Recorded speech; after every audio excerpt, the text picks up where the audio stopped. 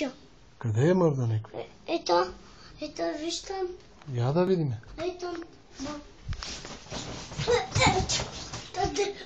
Сби се таба, виж. Идвам за Никола. Защо? Защото не е слушал.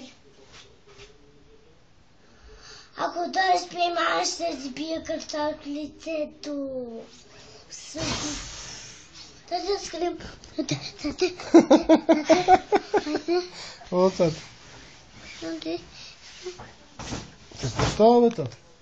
Никола, ако не си тръгнеш до 3, ако не излезеш, ако не отидеш до детската до 3, идвам и те взимам. Идвам! Добре, отивам. Вей! Аз отивам, бабо Ячко. Отивай в детската, защото идвам да те взимам!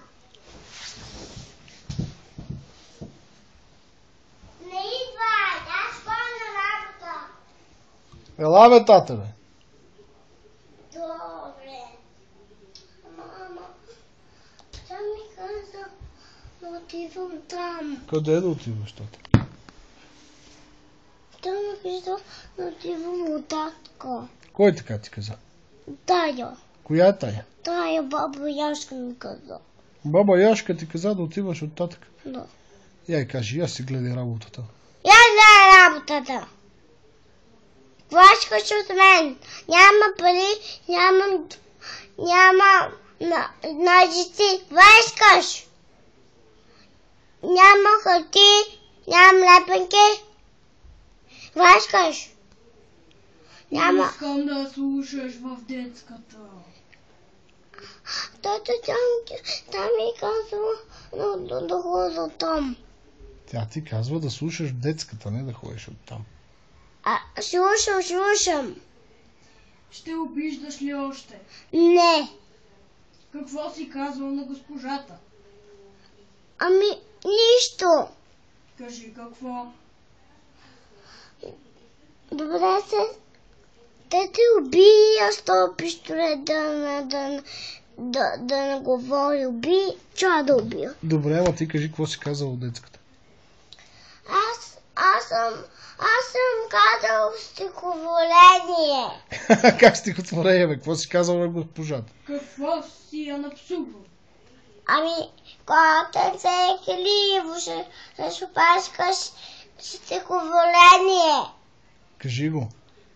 Стихотворение, бабо Яшко. Госпожата казал, че си казал нещо гадно. Че си казал... Какво си казал? Глупак. Ще говориш ли още така? Не. Нямам бабо Яшко. Ами тогава кажи сега на баба Яшка за котенцето и тя ще си тръгне. Много бавно! Котенце и хлиб, ще шпашкаш. Ела дома да спиш, блед.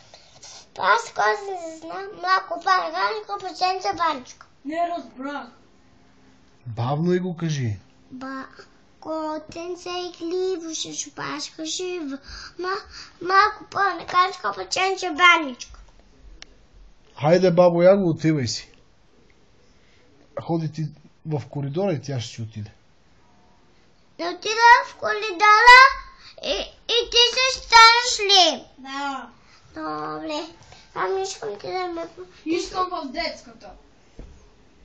Не. Аз ще ти в детската, ама искам ти да бъдеш деница. Добре. Добре, аз ще... Муща, бабо Яго. Да. Отивам. Искам ти да ме плашиш. Аз бях баба Яга. Аз съм баба Йога. Искам да го видя клипче. Ще го видя.